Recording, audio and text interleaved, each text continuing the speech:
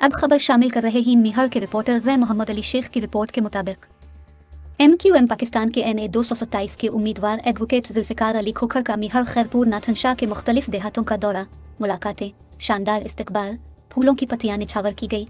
NA 227 MQM Pakistan के उम्मीदवार जुल्फ़िकार अली खोखर का खिताब करते हुए कहना था कि पाकिस्तान की तारीख में सिंध का सबसे बुरा हाल है। MNA MPs जीत कर सिर्फ अपने पेट भरते हैं। सिंध के गाँव मुकम्मल तरह तबाह हो गए हैं।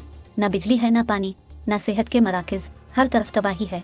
वडेरे जीत कर कराची में MQM के रहनुमाओं के दफ्तर जाते हैं और हमदर्दी हासिल करते हैं और यहाँ पर हमको कहते हैं कि MQM दहशतगर्द तंजीम है, जो एक गलत बात है। MQM वाहिद वर्करों की पार्टी है जहाँ पर हर वर्कर को इज्जत मिलती है और वर्करों को MNA सेनेटर बनाते हैं। उन्होंने कहा कि 8 फरवरी को आप अपना कीमती वोट डालकर कामयाब करेंगे। मेरी कामयाबी अब गरीबों की कामयाबी है। इस मौके पर PS80 के उम्मीदवार सैयद शाहिद हुसैन शाह, रईस मोहम्मद खान खोसो, हुसनैन पहवर, नौजवान मोहम्मद हुसैन खोखर, ज़हीर खोखर भी उनके हमरा थे।